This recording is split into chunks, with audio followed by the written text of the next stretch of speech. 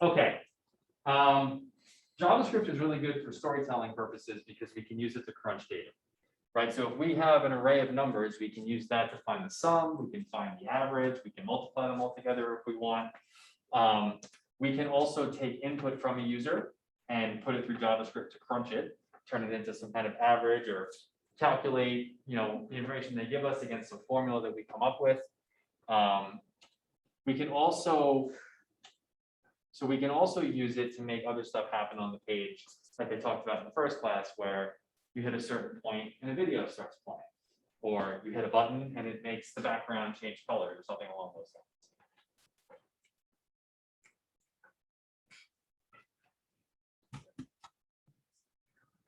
Straight up frozen.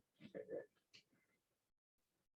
So we use comments in HTML to write our self notes, and we might do it in CSS as well, but it's pretty critical in JavaScript. You're going to spend a lot of time writing code that is going to get stuck, right? You're going to have issues with it. You're going to have to think about the logic. You're going to have to correct it. And then a couple weeks is going to go by, and you're going to come back and you're going to work on your capstone some more, and you're not going to remember why you did what you did. So leaving yourself breadcrumbs, that's what the comments are for. You're telling yourself or the next developer why you're doing what you're doing, how it works, what's supposed to be happening there, so that it's easy for you to jump back into it after having been away for a little while. All right, so ES5 and ES6 are some things you're going to hear me talk about a lot. I'm sure I've told you guys about HTML4 and HTML5 before, and then CSS has versions 2 and 3. JavaScript's version of those are ES5 and ES6. ES6 is all the new stuff. That's all the stuff that is really what is taking storytelling to the next level. So HTML5 gave us native video players, gave us native audio players. Before that, we would have to load Flash onto the page. You guys remember Flash?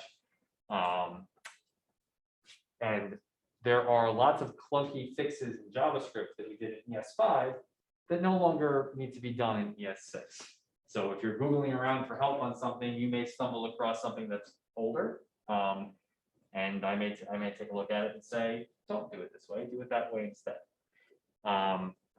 One of the things that's probably pretty different if you learned JavaScript before last semester is that we used to declare variables using VAL, right? We'd say var and the name of the variable, and that was the only way to do it. And vars were everything. They could be changed, they could be put anywhere you want, they could be accessed from anywhere. It's different in ES6. ES6 uses let and const. So const is something that cannot be changed, right? You declare the variable as a const, and then you define it in one step, and you can never redefine that variable again. The entire time the page is running, that is the only value that variable can hold. A let is completely different. So lets you, bless you, you declare it, you define it, and then say you want to change its value later for purposes of your code, you can do that. Lets are fine with that. Consts, because they don't need to leave markers to be changed later, are smaller in memory. So they're less expensive. So when you're thinking about mobile first and you're thinking about, hey, I really want to make this as performant as possible, you probably can create most of your variables as consts. And in the select few cases, make them lets instead. I don't regularly do things where I'm defining a variable and then redefining it later. Especially when we get into objects and arrays, the need to do that kind of goes away. So use const as much as you can and use let whenever you really need to. All right. That's a good question. Absolutely. And the reason why is I imagine the answer is no, but the ES5 and ES6 have anything to do with how Adobe updates its own systems? Because they also say ES5. Yeah, no. Adobe, do they call it ES? I think now it's just Creative Commons, like it's not Creative Commons. CS, right? It's Yeah, or CC. Yeah. No. Okay. Nope. Adobe has its own line of things, and JavaScript has its own line of things. This is what declaring and defining a variable looks like, right? So const is in blue. That's your reserved word. That's me telling you what kind of a variable this is going to be. My greeting is the name of the variable. You can make it up, be whatever you want it to be. It does need to be unique. If it's whether it's let or const, this needs to be unique. You can't do const a variable and then const that same variable later, You also cannot do let a variable let that same variable later. You can just call the variable again if it's a let, but you can't put the word let before it more than once. And then what happens on the right side of the equal sign is called assignation, right? So I'm telling you that I'm creating a constant variable called my greeting, and its value is the string hey there exclamation point. Or its value could be a number, or its value could be an object, or its value could be an array. But whatever happens on the right side of the equal sign is its definition. The left side is its declaration. Yes. Does const just shortly mean it's constantly going to be there? Const means that this is a constant. It cannot be changed. Right, okay. Let can be redefined. Right? So this is what I was just saying. I have let my greeting equals hey there. And if I want to change it, my greeting equals hello. I leave off the let. In ES6, you cannot redeclare a variable. With a let, you can redefine it. That's what's on the right side of the equal sign. But the left side is called a declaration. You cannot say let the name of a specific variable more than once. So I could do let my greeting 1, let my greeting 2, that's fine. But I can't do let my greeting, let my greeting. Any questions on any of that? When you redefined it to just my greeting, how would it show up on the page compared to let my greeting? So you never use let to retrieve anything. You're only Okay. using it to set it. So what's happening is my first reference, I'm creating the variable as a let, and I'm saying it's equal to hey there exclamation point. Down here, I'm saying, hey, remember that my greeting variable that I created further up? I'm going to update that. Now it's equal to hello instead. Oh,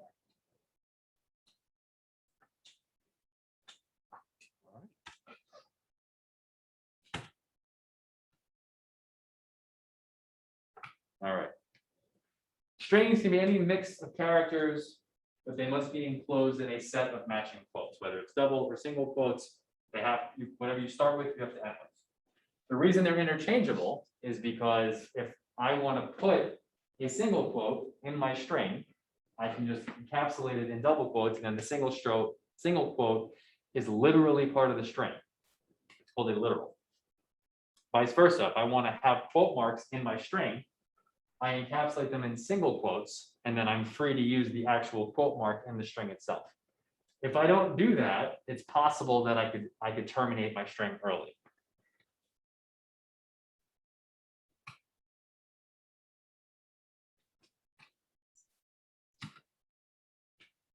The other difference is that I wasn't sharing Zoom when I was testing.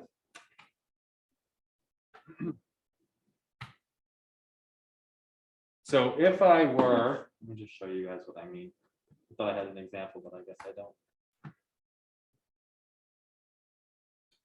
So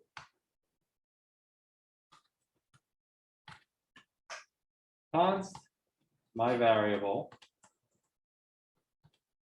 equals hello MTC. So if you look at it, it actually typed out hello, comma, IMTC, and my single quote is part of the string. It gets treated as a literal. If I made this all single quotes, you see what happened to the syntax highlighting, right? Hello, I as part of the string, but then MTC is sort of dangling on the end. It's going to throw an error. Unexpected identifier, right? Because it doesn't know what to do with the MTC. Now, if I wanted to keep using single quotes around it and also have the single apostrophe and I'm be treated literally, I can escape it by putting a back quote there. But so you have workarounds, but honestly, is that easier than just putting it in double quotes if you want to use an apostrophe or vice versa? I don't think so. But sometimes there's need for it. Is there like an accepted way of doing it, or is this just your preference? And the reason why I say that is that when I started doing homework, I included putting double quotes, and then I changed it because the homework was like 2 single quotes. Oh, that was because the homework was telling you single quotes. There's not a standard. I There's don't not a know. preferred way. I got real far. are. There is not a standard, there is not a preferred way, even for me, like, I don't care if you single quotes or double quotes. There's a library out there called ESLint, which goes through your JavaScript and cleans it up, and it's got all these rules. At Newsday, we've actually adopted Airbnb's rule set, so that actually enforces single quotes, because that's what Airbnb does, but that's what Airbnb does, it's not like an internet thing, it's not like a industry thing or standard. Okay.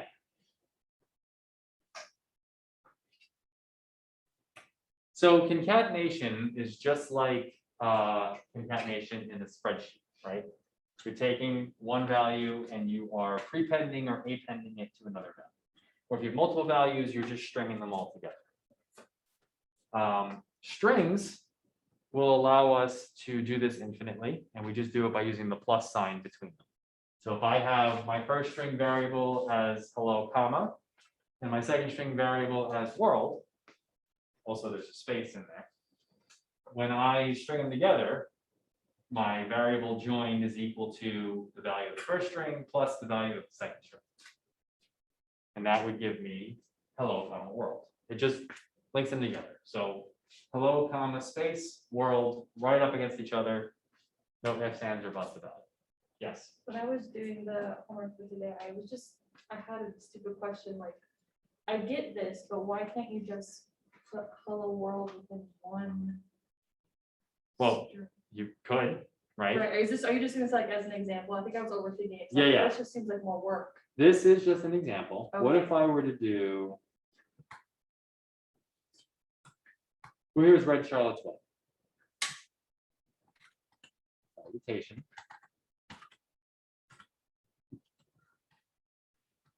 Hello? Give me a name, Easy. right? So I could do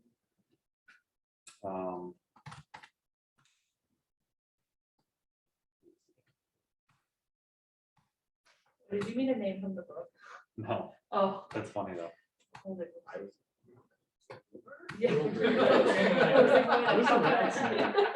No one was gonna say Charlotte? That's strange. That's a given. It's too easy. It's too pressured. Come on. All right. Const. Salutation equals, I have a question. yeah, Why don't you have to put console log for this? Oh, yeah. because I'm in the console, Okay. right? So if I'm doing it in the console, I obviously want to put it in the console. If I was working in my script itself, then I would have to do console log.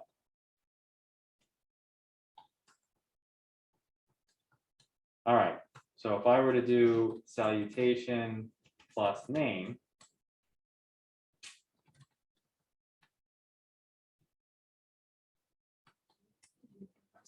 Turns out. yeah, well, so hello TC, right? Now, if I were to change the name to Wilbur, hello Wilbur. So if you're gonna have part of it constant and part of it like based on user input or something, that might be a reason to string them together using concatenation. Okay. There's also like, I don't know what this piece is gonna be, and I don't know what this piece is gonna be, but I want to display them together back to the user later on. That's another reason to use concatenation. This is a sort of a weird example because we know all the pieces and it's hello world, right? But there will be use cases for it, and now you know how to do it.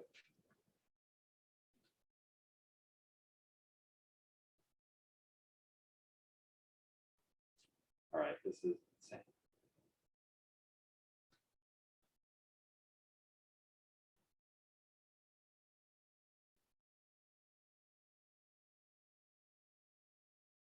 So Where did my phone theoretically, go? just wrapping my head around it, so theoretically, it's like the same as like marketing pieces that just go through an email list, right? And it's like, hello. get a couple of here, right? Yep. Yep. That's how they Oh, do so that. interesting. I didn't- that's amazing. All right, so now open up Google Chrome, go to google.com and then open up your JavaScript console from there.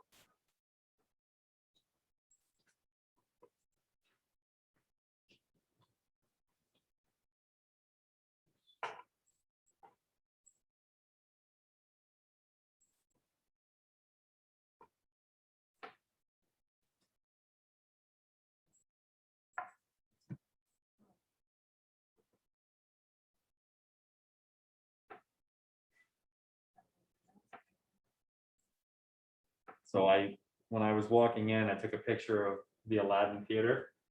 And I sent it to my family, I was like, best, it's the best school. And they think that I'm in the theater teaching.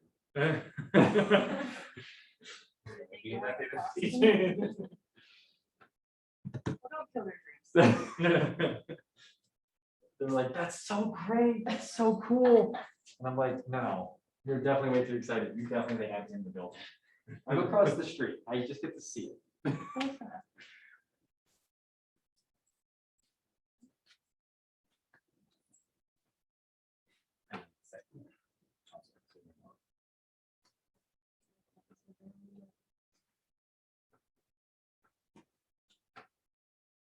I will give you guys another 3 minutes. 6:03.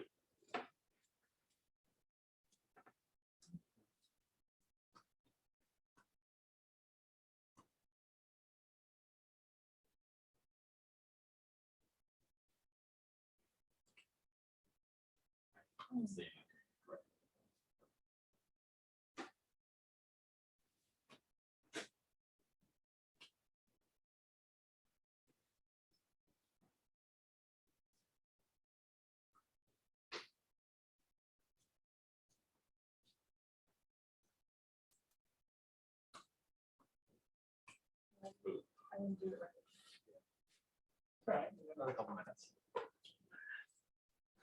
It's not- I think you should just put the slides back. You want the slides back? Because I'm putting, I don't. That's okay. The slides back. That slide?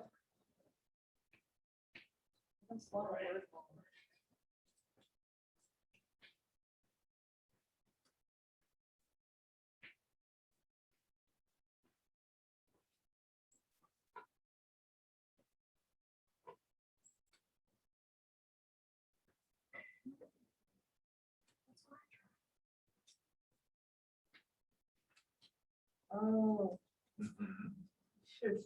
In front of my face.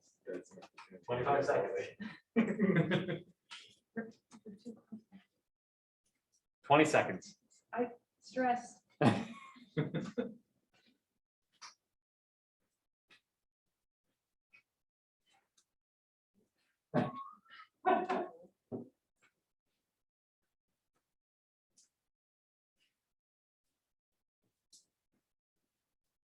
How long does it remember, like, because when I put this in, I already hit fonts as salutation. It's for the duration of your session, so when you refresh the page, you'll have it flagged out. Okay, okay. All right. Should be enough time. So who got it? Okay, I'm gonna stop sharing. Zach, you share first. On the screen or just for- Hop into Zoom and then share your screen. That's funny, 'cause I'm not. No, you don't have to be. If you're in the room, just sign into Zoom for parts like this. Don't kill your battery. But if you just shared right to the projector, then the folks at home couldn't see it.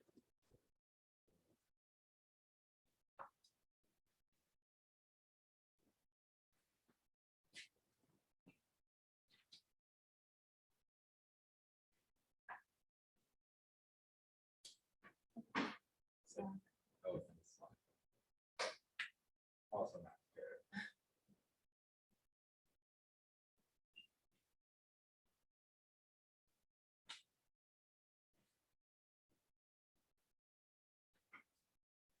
Ah,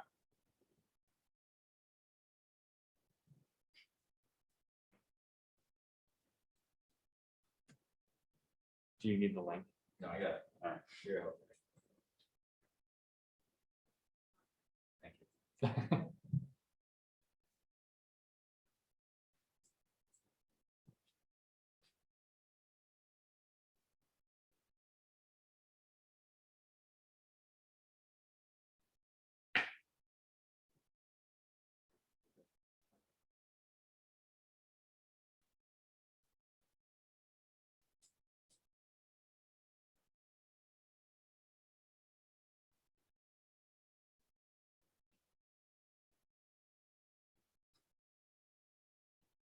See, I just know how to do Zoom school. This is It's all right, that works.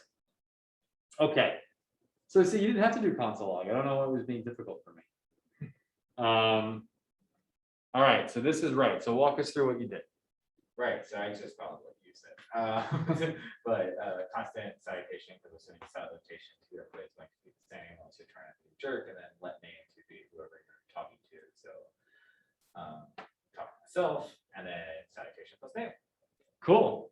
All right, so to repeat that for, I don't know if your voice spike made it to the microphone.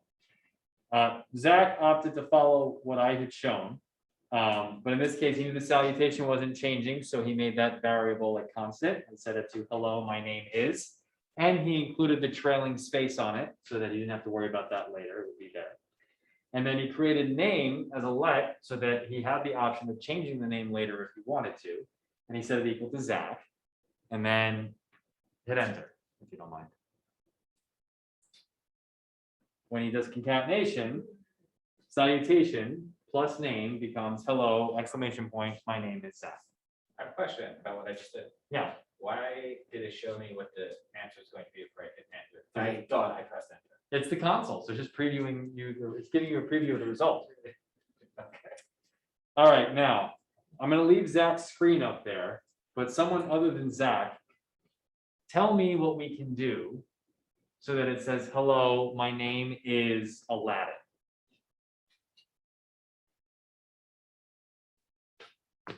Name, and then equals, and then you put it in a string, Aladdin. All right, follow his lead. Equals.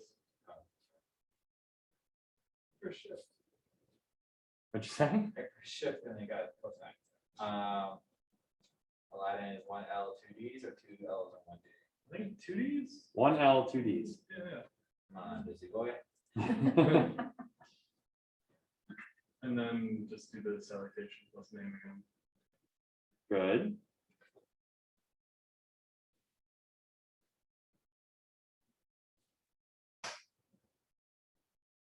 Good. All right. Now, all right, you can stop sharing.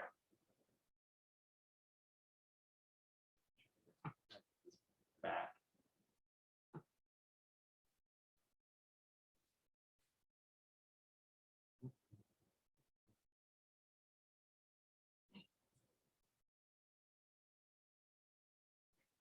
Oh, you're just gone. You're just like, I'm leaving Zoom immediately. Otherwise, it's gonna kill my battery, like you said. Yeah, you're right. Right out of it.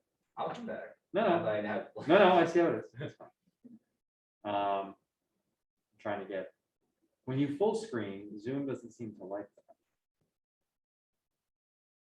Yeah. Good. Interpolation is a little bit different and it's new.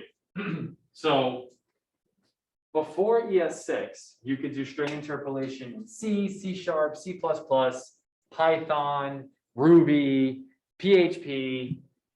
Even the Bash shell could do it, but for whatever reason, JavaScript could not. Interpolation is when you write a string, and instead of having to do this variable plus that variable, or this string plus that variable, you could just write the string out and plug variables into the string when you want, whenever you want them to get filled in. So it, for me, to my eye, it's a much cleaner way of doing this, right?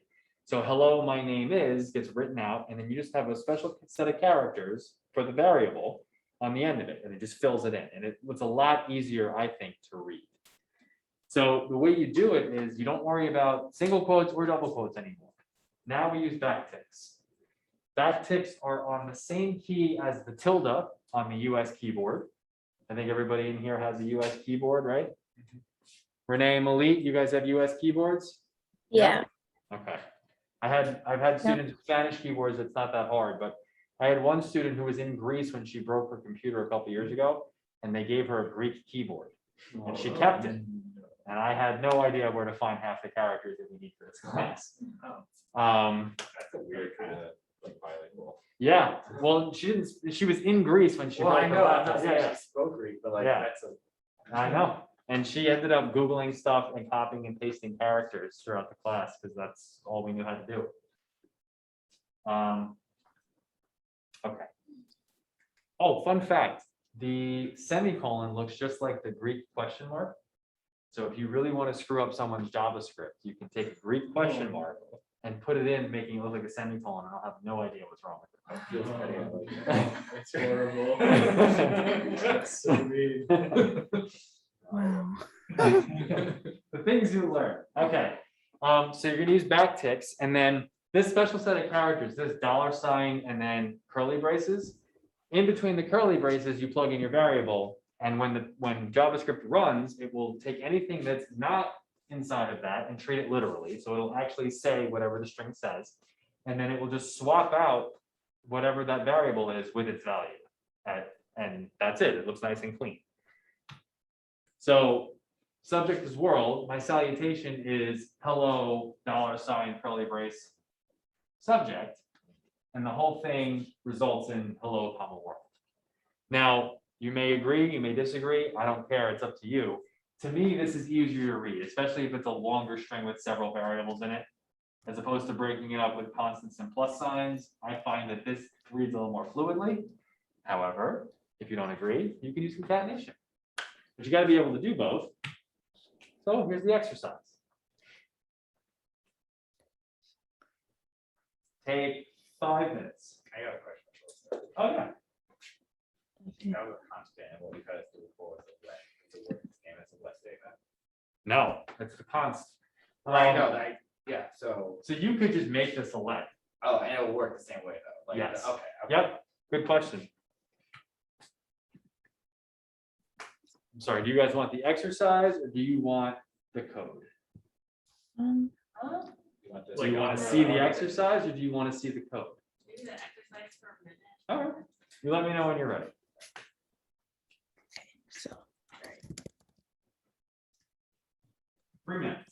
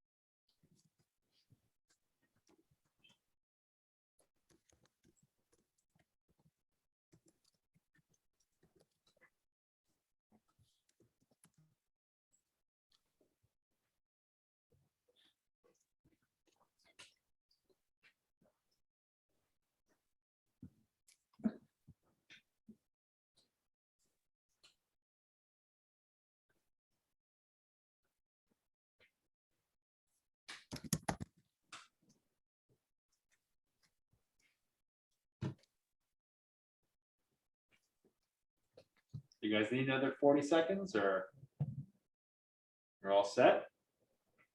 We lost Renee. Got Renee back. no, I needed to get my glasses. My head started to hurt. All right, do you need a minute?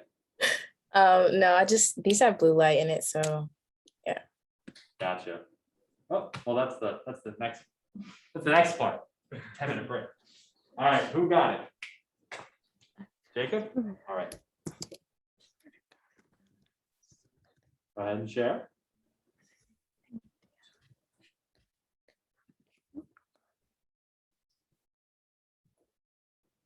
So when it's a little light, the shot gets blurry. Look at third. The zoom shot, so Lee and Renee are seeing everything blurry because the webcam can't handle low light. Can you guys see okay? You guys see the screen okay? I'm gonna leave the lights like that then. Yeah, I'm good.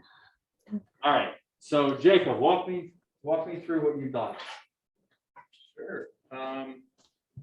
So I started out saying let my name equals Jacob. And then wrote const, I want to write another variable for salutation. Using the backticks, hello, my name is, and then $, curly brackets, then the let, my name, exclamation point backtick. And then just typed in salutation and that's what pops up. Perfect. Okay, Kira. Hello, my name is Jasmine. How do we do it? How can we get it done? Tell Jacob what to do. I need to do another let my name equal. That's close. What might go wrong? Actually, do what Do you you said, want me to- Jacob. yeah, Let's just Sure, let's do that.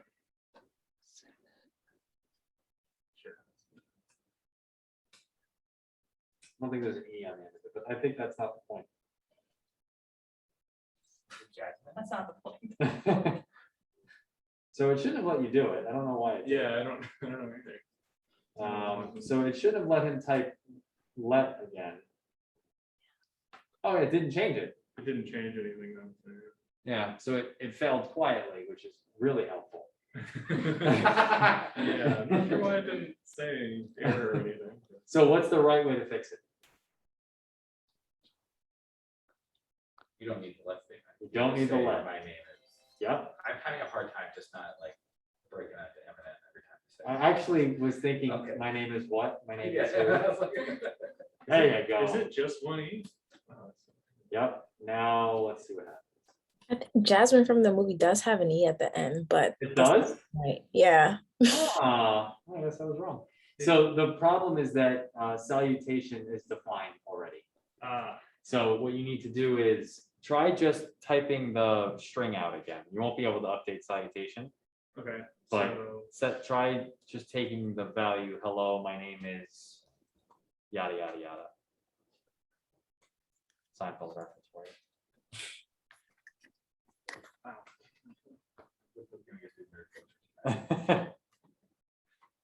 We have a whole semester, don't rush. I'm not. Don't worry, there's way more Disney, and it's not even because I was in Disney. There's Disney baked into the curriculum for this class. Perfect, very good. And I guess the E does belong there, so thanks for that, Renee. We could go watch the musical and get a playbill. We could, I mean, we're teaching in that room anyway, so. Yeah. All right, so take a 10-minute break, come back at 6:30, and we'll start doing numbers.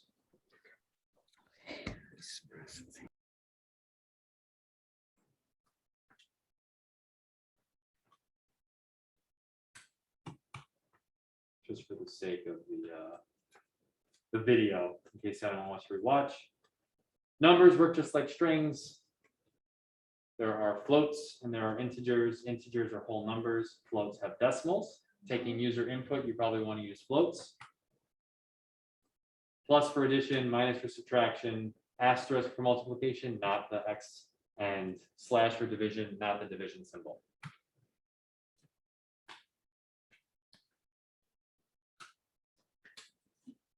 Take another 60 seconds.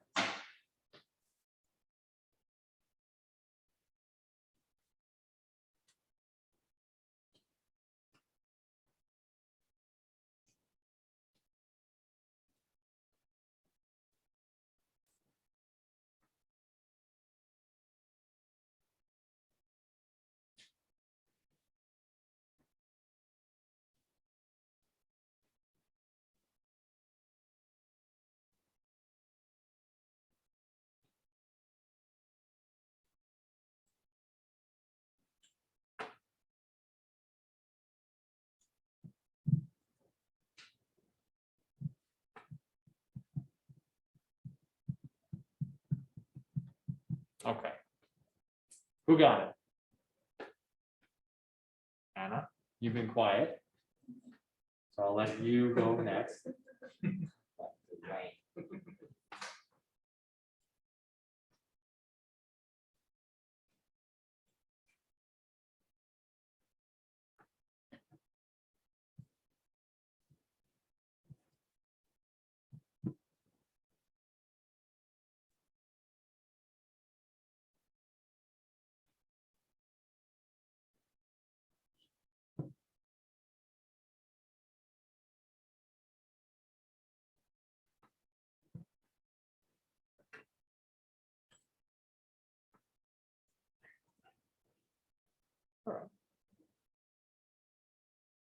New computer, right? All the permissions. Cool. All right, project a little bit for the microphone if you don't mind. Yeah, so I just did on my age equals 25 and then use that to ask for multiplication as well to get. Okay, so you were 300 months old. All right, that was pretty simple. Did anyone do anything else? Anything different? Okay, cool. I used a lat, but I I mean, also use that, but Now, why did you guys use LEDs? Save your battery. Things can change. age can change. Age can change. Okay, that's a good reason. Any other reason? It's okay if there wasn't. not really, no. Okay. All right, so the rules of arithmetic are strictly enforced by JavaScript. PEMDAS is a thing. Did anyone not go to school in the US? This has come up before too. It's not called PEMDAS in other countries. It's something else, like they say bracket instead of parentheses. Okay. So if you guys, again, I think this might be sixth grade math, remember, when we're given a formula, we have to execute the components of the formula in a specific order as dictated by the rules of arithmetic. Now, you don't have to worry about knowing the rules because JavaScript will take care of it for you. The reason I bring this up is because if you're writing a calculator and you're providing JavaScript with the formula, and when you write your formula, you don't account for the order of operations, there could be gotchas. Aspects of the formula that are going to get computed out of order because you didn't give it very specific instructions. So if you look at a formula, if it has parentheses, those get computed first. If it has exponents, those get computed, well, first. So parentheses and exponents are on the same tier, right? So both of them are in the same formula. Whichever one appears first in the formula or furthest to the left, that gets computed first, and then the other one gets computed. If only one or the other is in there, then again, they're of equal rank, they get computed first. So parentheses or slash and exponents happen first. Then we have multiplication and division, and the same rules apply. If your formula has just multiplication, it gets computed after the parentheses or exponents. If it has both multiplication and division, whichever one of those things happens leftmost in the formula gets done first, and then it works, you work your way right. And then the last tier is addition and subtraction. Again, the same rules. If you have one, it happens last. If you have both, then you follow it in the order of left to right, only after you've done all of your parentheses, exponents, multiplication, and division. Any questions about that? How many of you have seen any of the Facebook memes where they're like, solve this formula?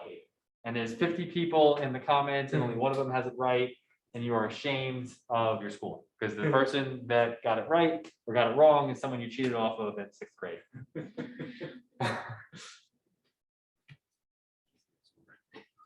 What'd you say? Yeah.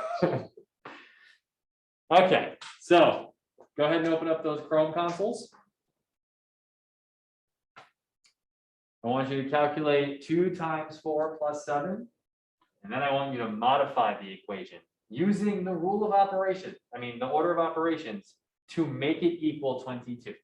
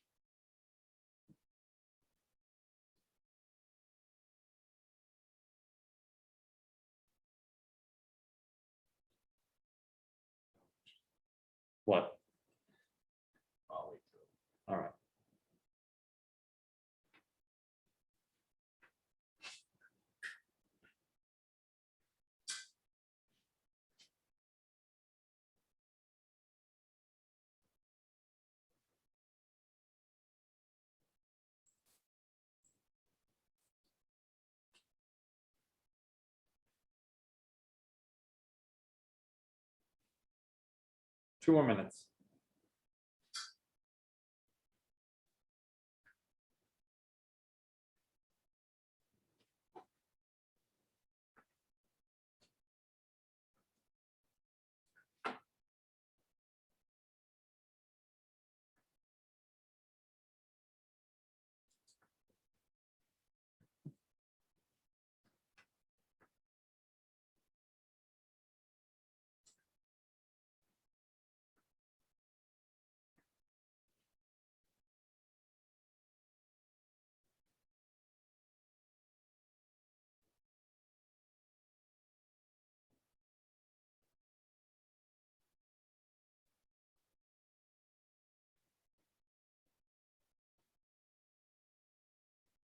Does anyone need the remaining time?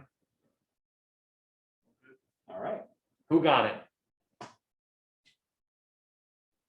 Okay, Malik, why don't you share your screen and walk us through it? You're on mute, just so you know.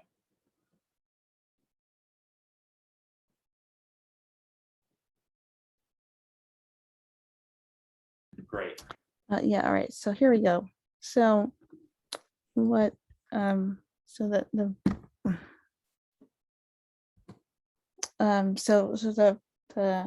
problem is two times 4 plus 7. And Mhm. so you know, if you just do it normally without any you know, parentheses or anything, you would first do 2 times 4, which would be 8, and then 8 plus 7 will give you 15. Great. And that's what Where JavaScript did for you, right? mhm, Okay. did that first. But if you want to have an answer of 22, what I did, I wrote it, I put the parentheses around the I first added the 4 and the 7, which will give you 11, and then you know, and then you do the multiplication, which will give you so 11 times 2 will give you 22. So so Great. yeah, that would be Good job. That's exactly the answer I was looking for. how you So do it. So, the reason why I harp on this, because it's like, well, why are we doing a math exercise? Is like I said before, we're gonna have to provide, if we're gonna build things with calculators and stuff, we're gonna have to provide it with formulas. So there could be a scenario where it's important that 4 plus 7 were added together first before they were multiplied. I'm trying to think of an example off the top of my head here. Let's see.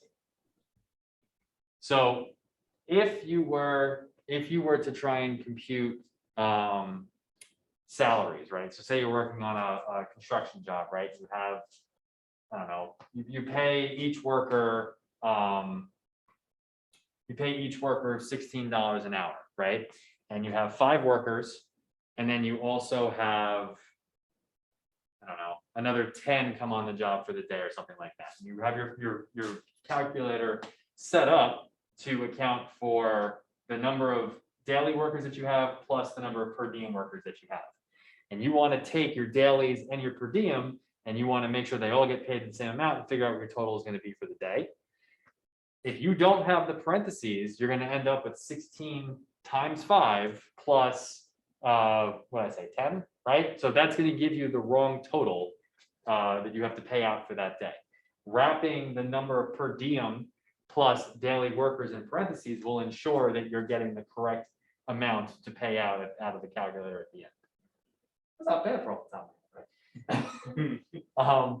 So, you know, it could have very easily gone sideways. And if you're not aware of PEMDAS, if you're not thinking about it, the calculator will work perfectly. If you're working with low enough numbers, you may not even catch that the numbers it's giving you aren't making any sense. So you have to be acutely aware of PEMDAS. Once you get to higher numbers, you're like, no, there's no way that's the right number.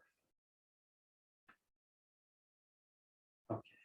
What I thought was interesting was I instinctively did 2 and the parentheses, the unit, I'm like, you know, they're gonna do the work. And I Oh. realized you have to put in multiplication despite the fact. Yeah. I was like, oh, and it made sense what I did. I was like, I was taking, you know, essentially a shorthand shortcut that they teach you in sixth grade math, just by instinct, but that was wrong. But when you get to pre-calc, they teach you about distribution, right? So without the multiplication symbol there, you're supposed to distribute the two to all the pieces inside.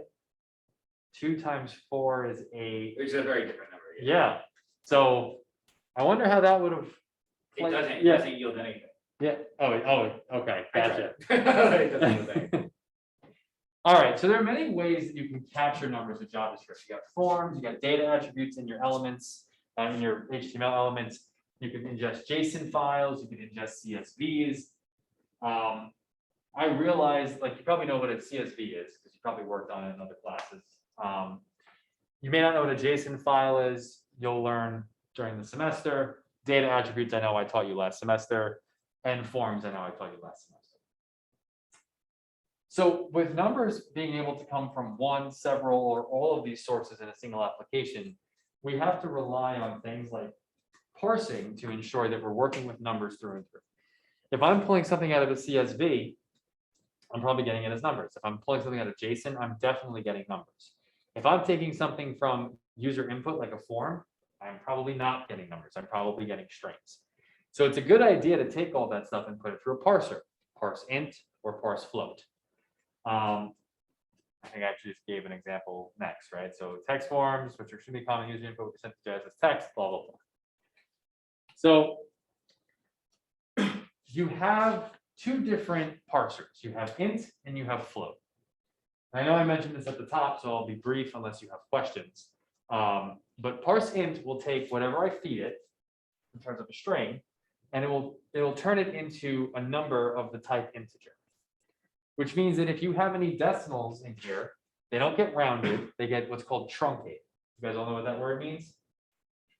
Just get cut off at the end. So if it's 2.9999999 and I parse int it, it's 2, not 3. It's not going to round it, it's just going to eliminate the decimal points. Okay, sorry, repeat that. So if it was 0.9999 % would just make it a 2. Right, it just lobs off the decimals. But parse float doesn't do that. Right, it preserves them. You get to keep them. So it would say 1.9999. Yep, it would say 2.999, but instead of being a string, it would be a number that you can do math with. If you tried to take 2.99999 as a string and add it onto something, it's just going to do concatenation. Right, it's just going to prepend it. So if I did string 5 plus string 5, I'm going to get 55. If I did number 5 plus number 5, I'm going to get 10. So you want to make sure you're parsing these things before you try to run them through arithmetic. If I tried to do subtraction or multiplication, it's just going to throw an error. It's going to throw NaN, not a number. So parse int takes text and converts it to an integer. Parse float takes text and converts it to an integer, or when appropriate, a decimal. Because it's when appropriate, it's doing more thinking, which means it's more expensive. It's the safe way to go, but if you don't have to use it, if you know for sure it's going to be an int, like the number of people you have working on for you on a per diem basis, then go with it. But otherwise, you probably should use parse float. Damn it. Okay. All right. Take the number 55 as a string and divide it by 11. And do what you have to do to make sure the division works. I just gave a very specific example to Kira, forgetting that it's the exercise. See, I remember what you said, but I don't remember at the same time, so it's okay. That's fine.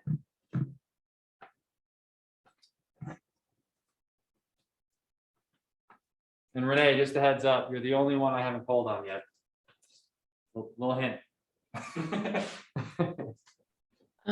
I guess I was having, so I would have to save this as a string though, like save the number 55 as a string. I would like it if you stored it as a string and then did what you had to do to work with it as a number.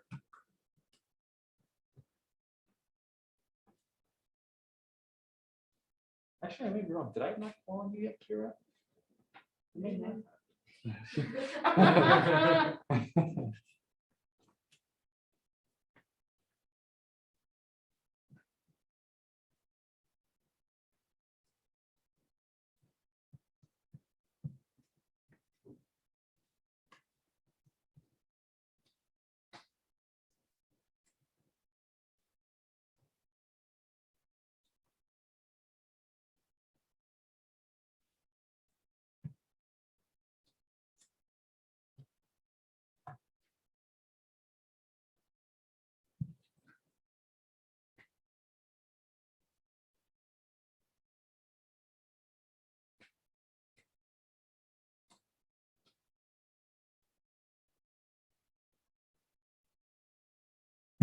take another 2 minutes.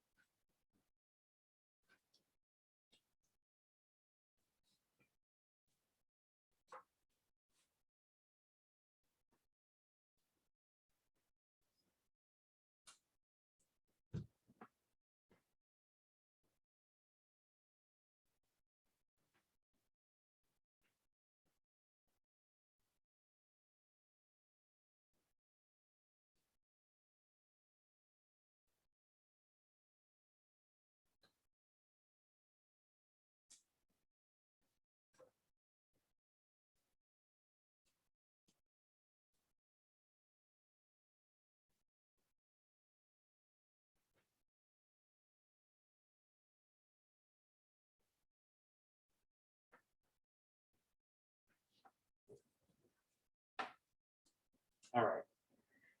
Renee, did you get it? Yeah, but mine was acting weird. I'll show you what I mean. All right, let me stop. Okay. What? Oh, I see it. For some reason, I don't know if my console is just smart, but when I set it as a string, it still recognizes it as a number. I just Wow. said, let 55 equal in quotations 55, but it still recognized it as the number 55. So that's interesting. So remember how I explained at the beginning of class that JavaScript is interpreted by the browser? So this does happen sometimes. Some of the rules that we sort of accept in programming become flexible in a more forgiving browser, right? So Chrome is understanding your meaning and it's being more forgiving. I can tell you that in all the previous semesters of teaching this class, I would throw in NaN. So that's a recent change in Chrome. I'm almost wondering if you were to try and do the same thing in Firefox, if it would fail or if it would work. But just understand that you got lucky, right? So it's possible that your users will have an error because they're running an older version of Chrome or something along those lines. But that's very interesting. Yeah, I wasn't sure why that happened. I was like, did I do something wrong? What'd you say? I said that I did something wrong. I was No, like, no, your browser is just being forgiving. Oh, okay. All right, so walk us through. Well, so you didn't do it. Oh, you did do it. Good. Okay. So walk us, pretend that it didn't work as a string and walk us through what you had to do. Oh, okay. So I set the variable, I just like set it in words like 55 equals string of 55. And then I divided the variable by 11.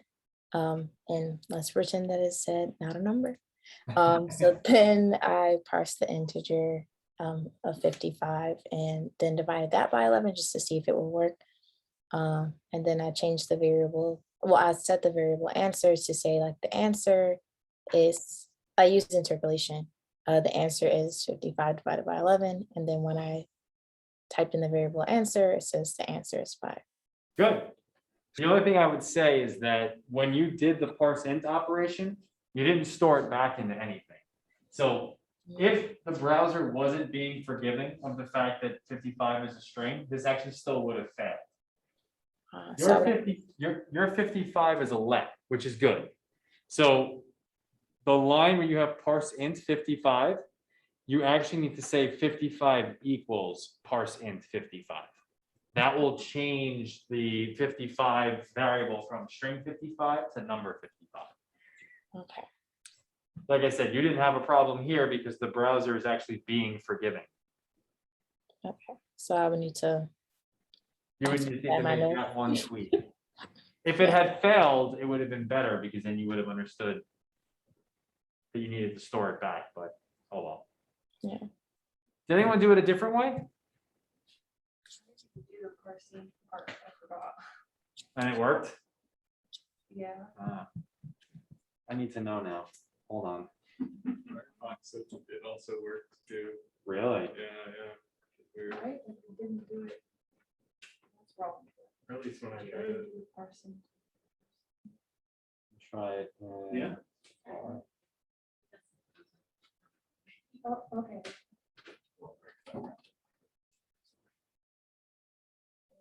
It wasn't in first.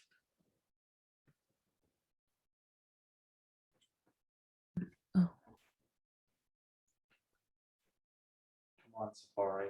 Be an old fogey. Safari. About to break out Internet Explorer.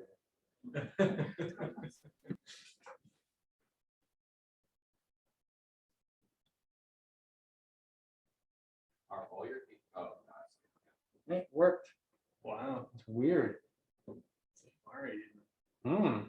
Well, Wait, what is it? I can't. Oh, sorry. Sorry. Nope. It's okay.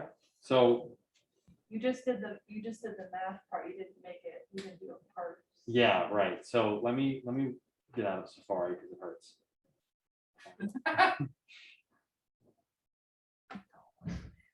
Okay. So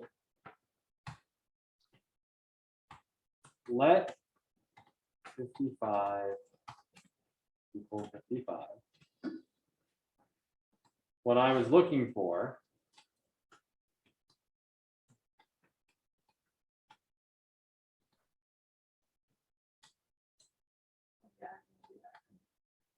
and then you would do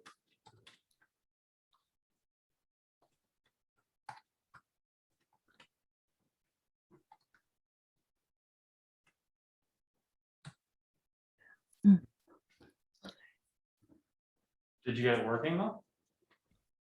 What do you mean? I know you didn't do the parsing, but did the rest of it work? Yeah, I did this answer is, I did like the let answer, this answer is. And that Oh, worked. good. I obviously wasn't correct at first, but I didn't do this without. So the only step, let's see what happens when I try to multiply 55 by something. Wow. yeah.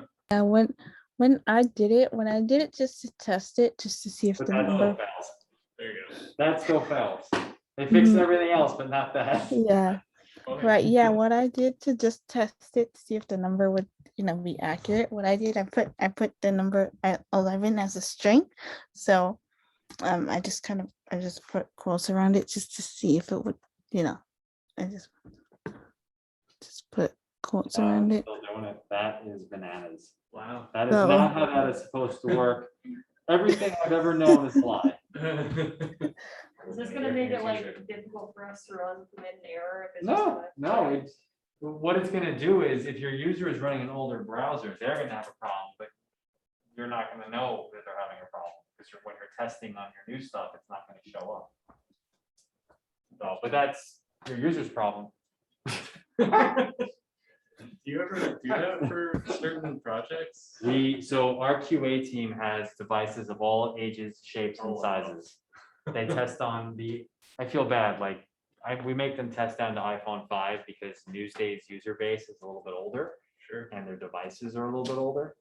So we have to build stuff that works on iPhone 5, iOS 9. Okay. I actually just got them to like make sure we don't have to support Internet Explorer anymore because Microsoft killed it. But as long as they look at the analytics and see like metrics coming in from those devices, we have to make sure all of our stuff works there.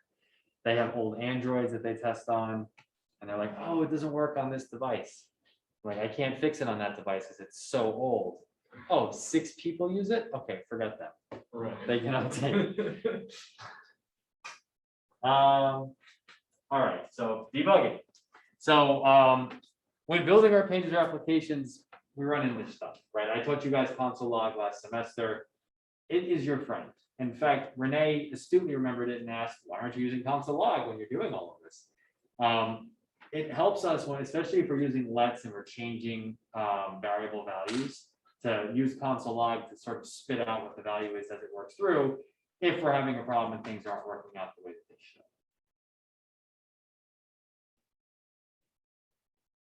And console log will output whatever variable value there is. So if you have an array, it'll output an array. If you have an object, it'll output an object. If you have a number, it shows it as a number. If you have a string, it shows it as a string. It's pure. It doesn't tinker with anything. It's exactly how it should show up.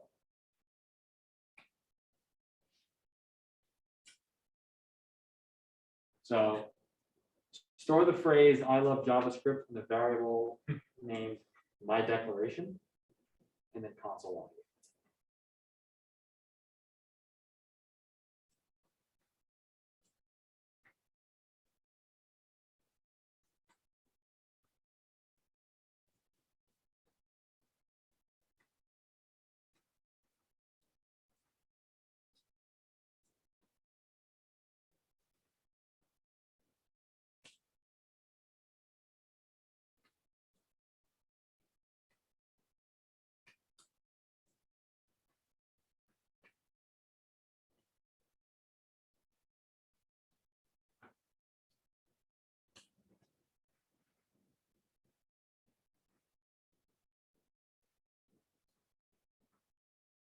That was 60 seconds.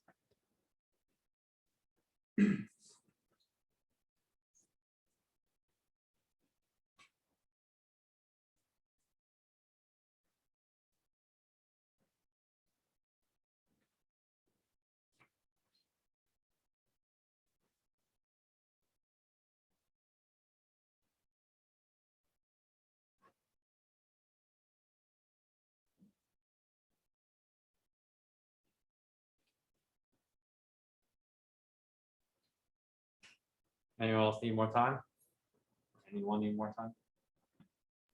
Yeah, I'm on like the last part of it. Okay. I just- No problem.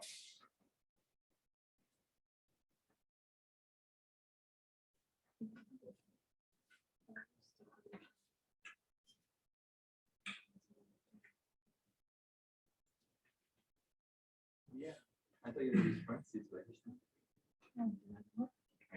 I did.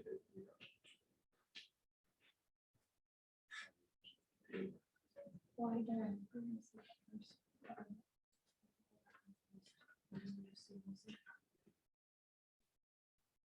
We have a question. Yeah. This is what I did. I didn't use parentheses though. I was going to, but I thought I was messing up, but he did. And this is also good. So what you did was change with the console.log. Okay. So that's bad. Like broke console. You have to refresh. Oh.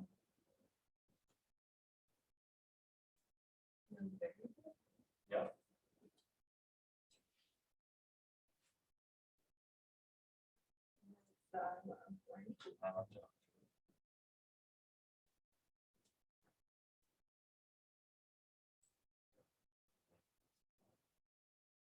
Like you had before, but these are right.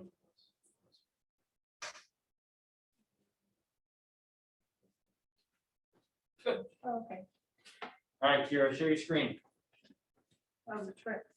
It wasn't a trick. I was always gonna call on that.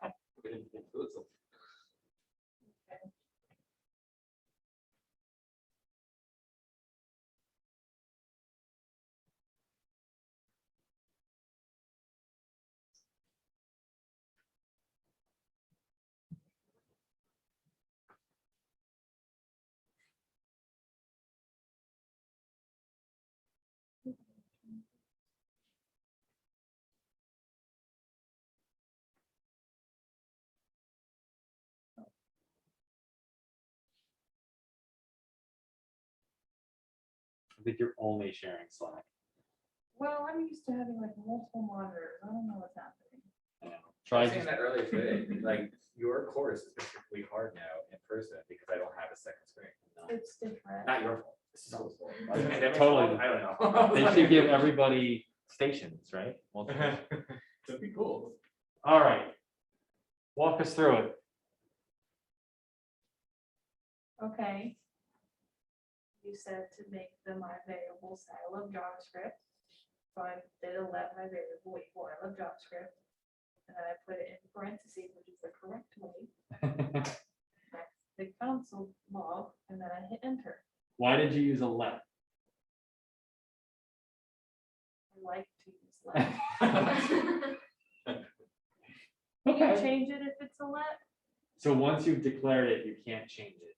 Yeah, I mean, yes, you can change it if it's a let, yes. But if it's not going to change, you should use a const because it's less expensive. Well, I've used both throughout the day. That's great. That's great. I think I just was used to the let. I did it for the last one. It was like let my name equal 25 times. Right. Okay. All right, so that's the end of the slides, and I don't have, I'm gonna go over the syllabus again with you guys, because there's some confusion. But outside of that, no, until next week. This will probably take about probably 5 minutes. The JavaScript refresh is there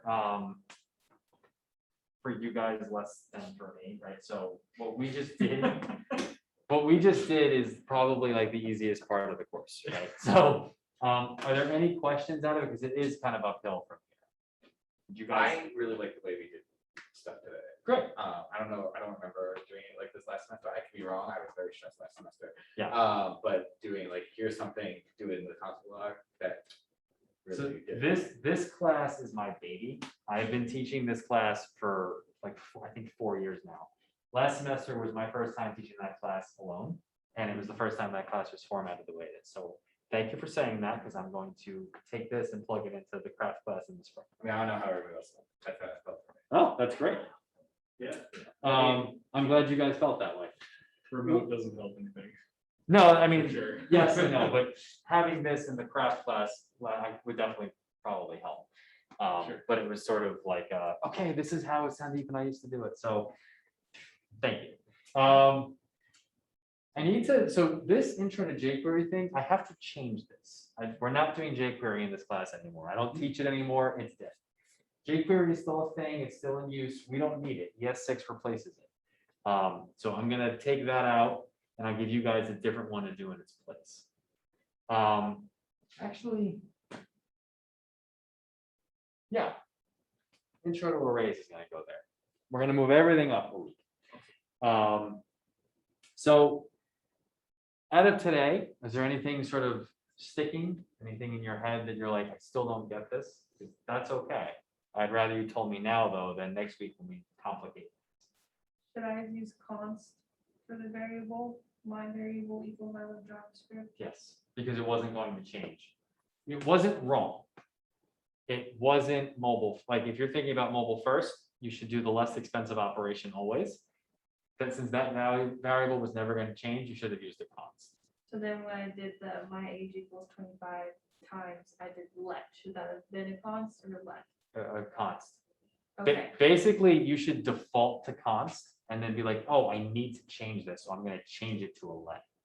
I guess it all depends on your logic though, right? Because like eventually I'm just like JavaScript at the front. So Well, instead of, yes, that's true. right, I'm not being like critical of the example. It's just like, you just have to figure out the logic, right? Yeah. So, okay. I think, like I said, my approach to this is always default to const, and then like you'll find when you're running your code, oh, I'm gonna need to be able to change that variable later. I can just go back and change it to a let. But Oh. I use const by default. I didn't know we could do that. Well, not in your code. I mean, not programmatically, but like you wrote your JavaScript and then you're like, oh, further down, I need to change it. So let me go back up in my code and just change that one const to a let. Right. So that's my frame of mind is default to const. And then if you find that you need to change it, you can change it. Yeah. could you please my mind do an example on the screen of a const salutation and like a const like my age or my variable against? I think I'm getting confused as to like the const salutation equals and then a const my valuable or my age equals. Right. I got you. So there's your salutation, And you right? put it in quotes. Yes, double not quotes. stupid. And then, well, it's, my name isn't gonna change, right? The example before it changed because you asked about it, but it's not gonna change. Right? So then I could just do.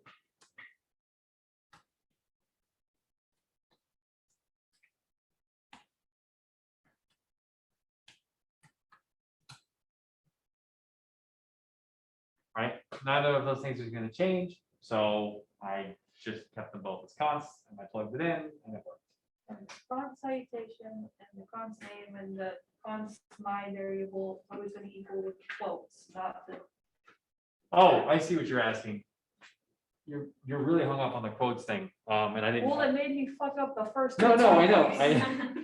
So I'm, now I'm that wasn't a behind. criticism, I'm realizing, Yeah. I'm realizing the question. screwed up So, everything. so you can use double quotes, Yeah, single quotes, or backticks whenever you want. It doesn't matter if it's const, it doesn't matter if it's let. You can use any of those three anytime you want. But there are upsides and downsides to it. Exactly. so So, say, what was I? so double quotes, you want to really use if you have a single quote in the string. Yeah. Single quotes you want to use if you have a double quote in the string. Backticks you want to use if you want to put a variable in your string. However, and it's not really best practice because backticks are a special kind of string called the template string. They're expensive, but you could do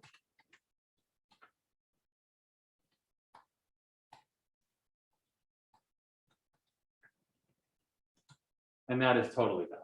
Like you could just use backticks all the time if you want. I just was confused because I was using quotes in that example that you helped me with, and it wasn't correct. So because unless you're using And then backticks, this notation doesn't work. Right? So without the backticks, the variable interpolation stuff does not work. You have to use backticks as part of this, right? Without the backticks, this gets treated as a literal. So if I have this as quotes, it treats it as a literal, will not interpret it. That's why you were getting hung up, because you weren't using backticks around one of these. And so it was literally outputting $ salutation. The backticks are what tell JavaScript to interpret that. Good, That does make more sense. awesome, great. Any other questions, Renee? I thought I saw your hand up. I think I was gonna ask about, like, cause I was looking at the syllabus and it says like our final presentations are on December 14th.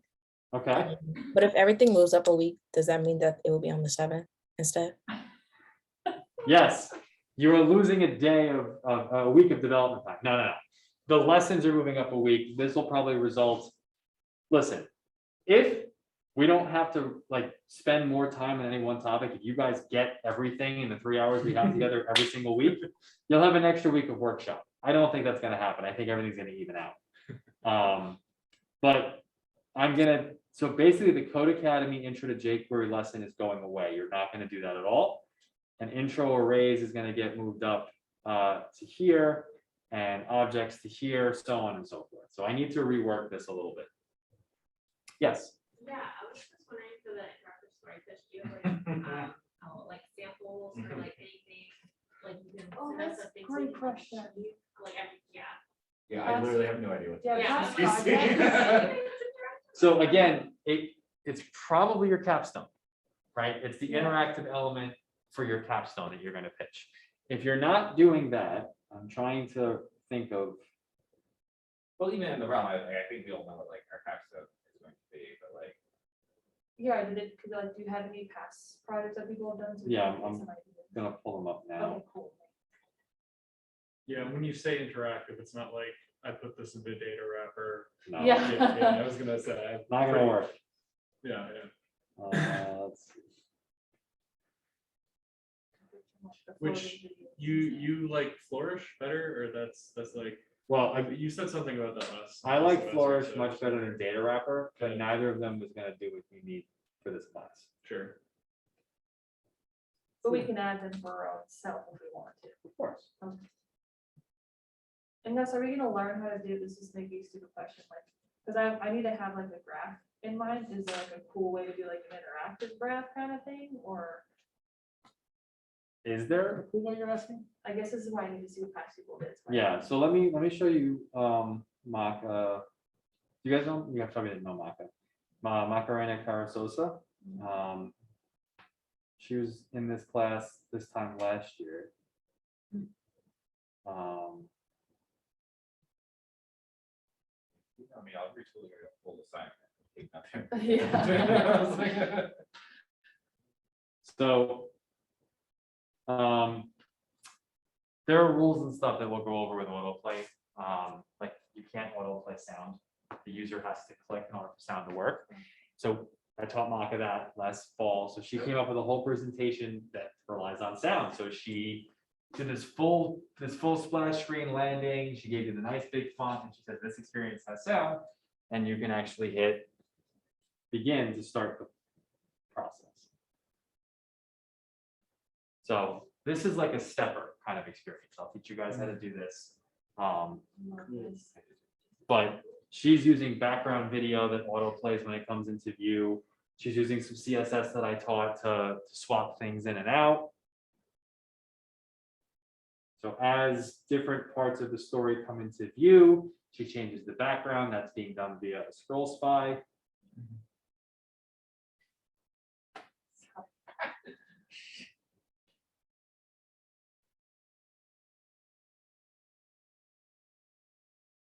So she worked a graph into it.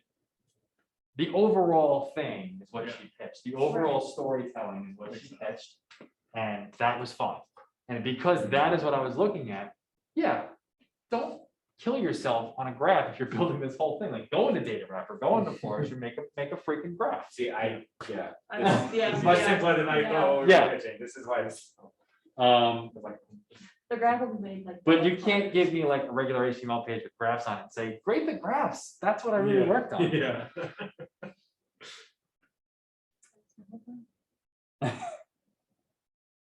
Uh-oh.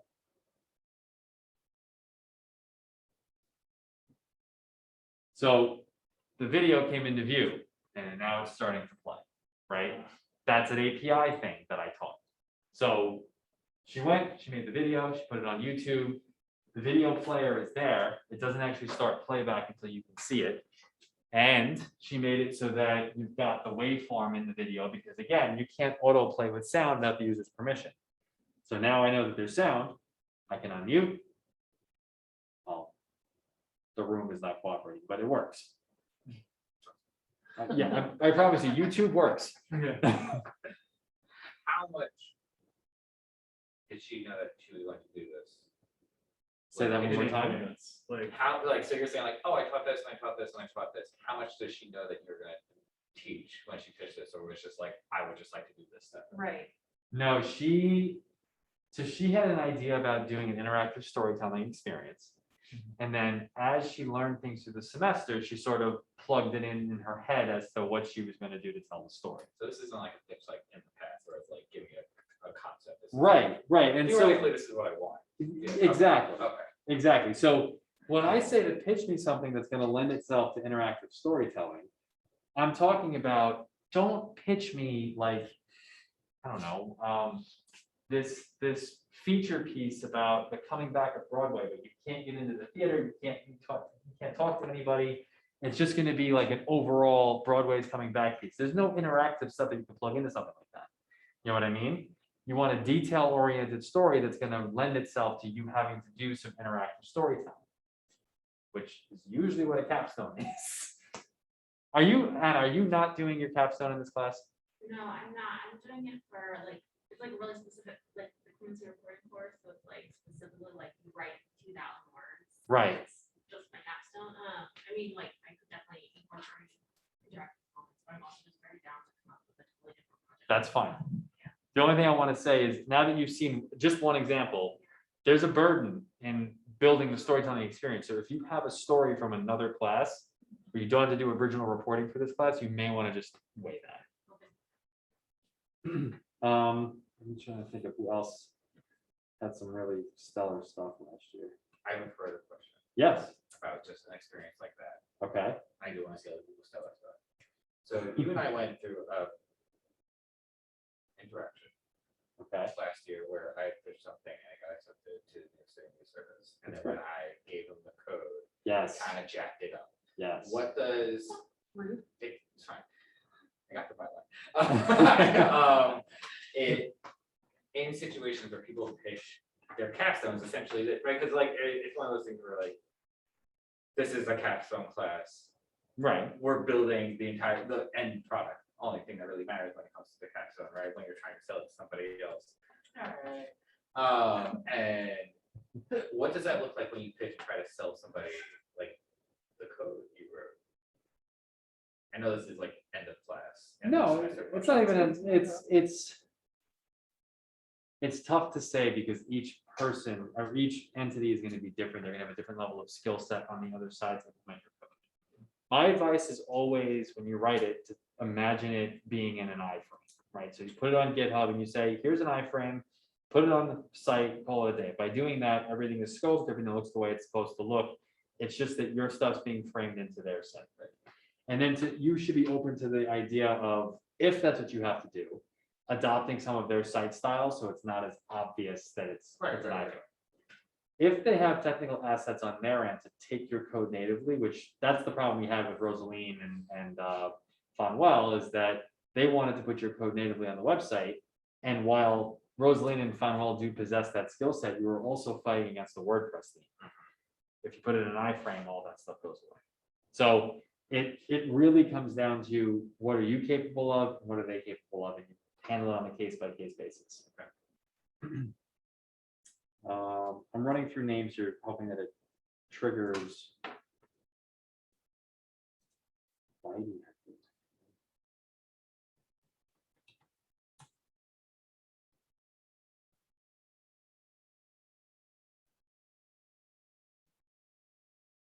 Ah, she probably sold it. It's usually what that means.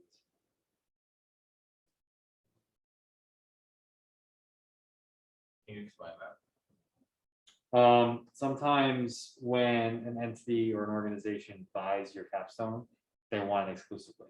So they want you to take it down from wherever else you have it, so that they're the only ones that have it. Not even just capstone, I had to do that in business. Use that to one of my stores, so I had to take it down off of our school blog website. Right. Right, I understand that.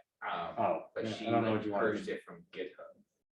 Yeah, That's what because that looked like. well, so the repo is probably still there, but she probably turned off the website. Tell me. I was like, I don't want. No, There's so no, much no. work. They just don't want it to be something where someone can look at it and Yeah, yeah, not yeah. have to go Okay, through cool, their cool, cool. subscription.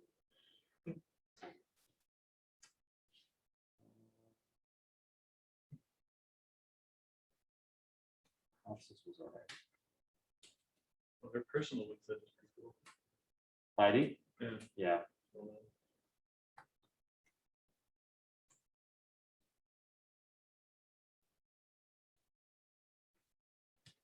So Hops's was a little bit more straightforward. She built an interactive components to go with it instead of doing the full storytelling experience. She was more straightforward about the design.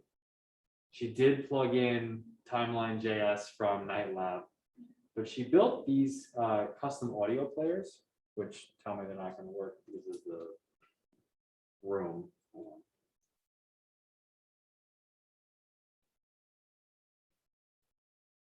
Prior to that, they don't say anything about it, and they just keep it very hush hush. So that's my thing. Individuals, why didn't you not say anything to anybody? And, you know, oh, we didn't want to screw me, oh, we didn't want to, we couldn't look at, oh. Take her pause button, bro.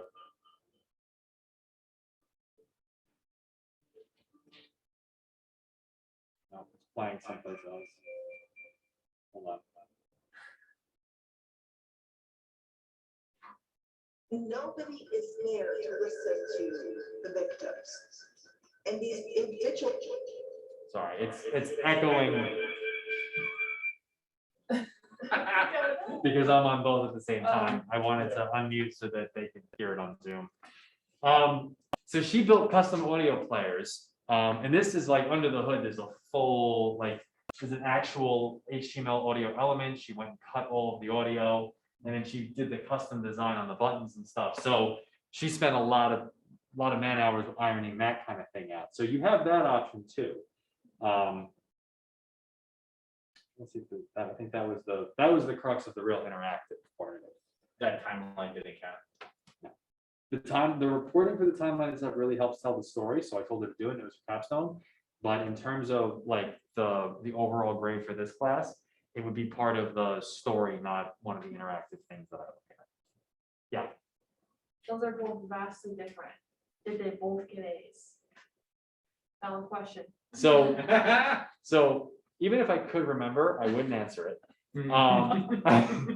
I can tell you that everyone did well that semester. It was a COVID semester too, so there was leniency and stuff to go around. But I am impressed by the amount of work that she put into building a custom audio player, just like I was impressed by the work that Maka did. I don't compare students to each other.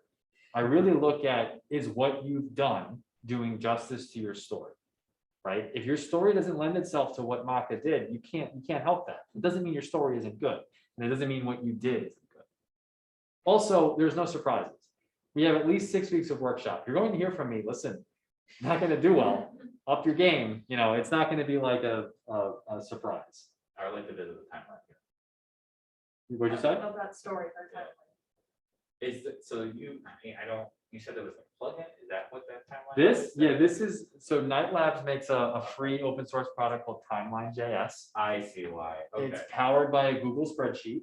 So you fill out a Google spreadsheet and it makes this thing for you. It's great. It's a good storytelling tool. Okay, I didn't know any of that. Yeah. It If does, you wanted to build a timeline, is that something we can do? absolutely. It Yeah, I just- was just gonna ask that. Yeah, sorry. you can use whatever tools are at your disposal. It's just a matter of what counts towards the actual demonstration of what you learned in this class. That would be in there. I think that's why like the questions we have, like, I don't know what tools are at my disposal yet, right? So, but like if we can build, and I'll pitch it, you'll see. Yeah, But, okay, I just wanted to make sure. I didn't know if it was like, because it's a timeline, I didn't like it, but it being an open source plugin. I get it. Right. Okay. I also understand that I'm asking you guys to pitch something, having taught me next to nothing. I get that. Yeah. I get that, but it's good because it puts you in the right mindset. Like I said, Maka pitched something and then she thought about it all semester long, Mhm. right? And then she came up with what she came up with. So it works, the process works. Getting you in that mindset nice and early helps. Plus you have capstone stuff you're supposed to be doing this early in the semester anyway.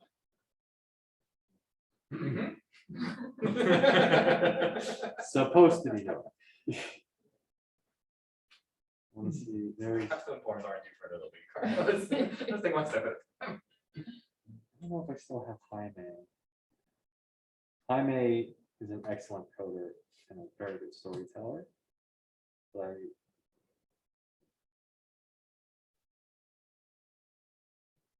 I had him a while ago, so I'm a little hesitant to see if this is broken or not. So he leveraged, It's a times piece. so, I mean, he leveraged some basic layout stuff. He's using SoundCloud. We get down to here and he did a custom data interactive. This is what, thank you. Do like this. Yeah. So I do not teach this specific thing. What Jaime did was he looked around on the web and he used his 6 weeks of workshop time to have me work with him. So you guys get the array skill set, the object skill set, the interactive skill set, the API skill set. I give you all of the pieces up front. And then it's on you to sort of mix and match what you want to be able to come up with your own custom presentation. And I'm not just throwing you to the wolves, I'm in the room to help you. As you scroll through, it updates to reflect what's being shown on the screen. Yeah, that's great. So this is another example of a stepper. Jaime did great. He got an A. I don't think he'd mind me telling you that. Good to know. So this is another example where, again, you got, someone commented, I don't know if it was you, Kira, or maybe it was you, Anna, someone said it looks like a times piece. Right. Yeah, he went straight forward on the layout. It's a very easy to read layout, nothing crazy, because he put all of his energy into Right, this. right. This is like exactly what I needed to see. Good. Yeah, Like- TC, would you call that? Is that another form of the parallax thing where it's like sort of Yes and no. hidden You're until so- you see it, or So it is and it isn't. Parallax is a pretty specific effect, right? So okay. this, you see how there's a video there, and then Mm-hmm. as I scroll, the story encroaches on the video. Instead of it just scrolling out of the way, it covers it up. Mm-hmm. That's called parallax? That's called parallax. all Got right? it. Okay, New York so- Times, if you were in a newsroom, the New York, people will say, oh, the New York Times snowfall thing, right? Because this whole story is about snowfall. But that's what parallax is. That's a little bit different from what you were just seeing. They both use Okay. what's called scroll spies. So by looking at the Okay, user's that's- scrolling behavior and their position on the page, they change CSS rules to give you different visual effects. In Jaime's Got case, it. he was Okay, changing the scroll colors of spy. dots and stuff. Here, it's scrolling parts of the page up over videos and whatnot. Got it. Okay, scroll spy. Cool. Okay, And I'll teach those in a few weeks. How hard is keep that in mind because that might be part of my. Sure. that technical? And I've already got my story. So mobile, again, this is just So- standard scroll behavior. And what's Right. happening is CSS it's basically changing the Z index, right? So this is, Yeah, I come here, this is locked in, it's position fixed. So you can actually see it bounce a little bit. Right? yeah. When the CSS changes, it makes it position fixed. And then as I scroll more, this is a Z index of say 1, and this has a Z index of 2. So as I scroll, this stays where it is, and then this comes up over it and covers it up. That's interesting. I always thought when it bounces, it Oh, no, it bounced because the CSS is changing. that makes sense. So anyway, this is not, that's Snowfall. This is Jaime's, back to Jaime's piece. I'm trying to think if there's anything else he did. I don't think so. All right, so now. Cool. I don't know why he's not in here anymore.